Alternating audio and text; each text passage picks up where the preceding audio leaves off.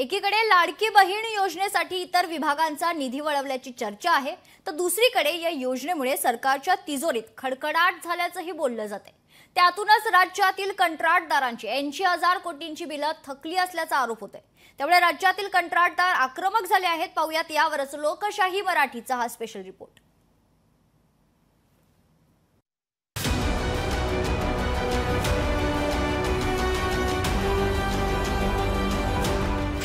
लाडकीमुळे सरकारी तिजोरीत खडखडाट।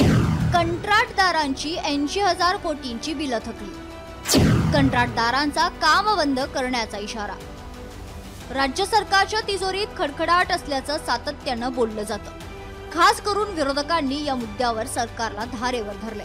केवळ मुख्यमंत्री लाडकी बहीण योजना सुरू ठेवण्यासाठी वेगवेगळ्या विभागाचे निधी लाडकी बहीण योजनेसाठी वळवले जात असल्याचे आरोप होत आहेत। त्यातच वेगवेगळ्या विभागातील विकास कामं करणाऱ्या कंत्राटदारांची बिलं देखील थकल्याचं समोर आले। गेल्या 4 ते 4.5 महिन्यांपासून कंत्राटदारांची बिलं थकल्याचा आरोप होतोय। सार्वजनिक बांधकाम विभाग, जलसंपदा विभाग, ग्रामविकास विभागाकडून निधी मिळत नसल्याने काम बंद करण्याचा इशारा कंत्राटदारांनी दिलाय। जलसंपदा विभाग, ग्रामविकास विभाग अशा विविध विभागाचे जवळपास 80,000 कोटी रुपयाचे देयक प्रलंबित आहेत। हे प्रलंबित देयक मिळण्यासाठी आम्ही गेल्या 7-8 महिन्यापासून याबाबत पाठपुरावा करत आहोत। शासनाला सुद्धा याबाबत आम्ही 3 ते 4 पत्र दिलेले आहेत। राज्य शासनाचे फार मोठं आंदोलन येत्या 10 जूनच्या पुढे आम्ही उभं केलं जाईल, कारण शासनाला विनंती वजा पत्र दिल्यानंतर समजत नाही, तर आंदोलनाचा पवित्रा घेतल्यानंतरच समजेल असं दिसतंय। सार्वजनिक बांधकाम विभाग 38,000 कोटी, ग्रामविकास विभाग 6,500 कोटी, जलसंधारण जलसंपदा 12,000 कोटी, नगर विकास लेखा शीर्षकाचा विशेष निधी 4,500 कोटी, आमदार स्थानिक विकास अंतर्गत 3,500 कोटी, जलजीवन मिशन 9,000 कोटी, जिल्हा नियोजन समिती आमदार विकास निधी 3,800 कोटी, अशी एकूण तब्बल 80,000 कोटींची देयक थकीत। कंत्राटदारांची गेल्या 2 वर्षापासून जवळजवळ 80,000 कोटीची पेमेंट्स थकबाकी आहे।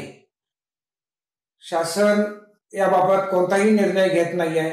शासनाकडे आम्ही अनेक वेळा आंदोलन, मोर्चा, निवेदन या प्रकारे मागण्या केलेल्या आहेत, तरी पण त्याच्यावर कोणताही निर्णय घेतलेला नाहीये।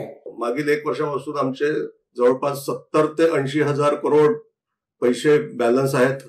त्यामुळे सगळे मोठे कंत्राटदार म्हणा किंवा छोटे कंत्राटदार व त्यांच्यावर अवलंबून असणारा मजूर वर्ग अत्यंत हवालदिल परिस्थितीत आहेत।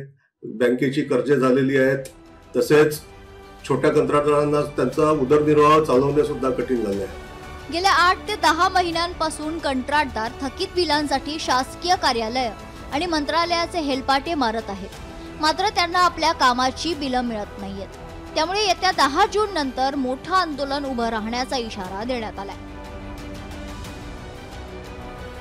10 जून पर्यंत जर शासनाने आपल्याला आपली बिलं दिले नाही, तर थेट शासनाच्या कार्यालयालाच आपण टाळे ठोकू असा निर्धार या कंत्राटदारांनी केलाय।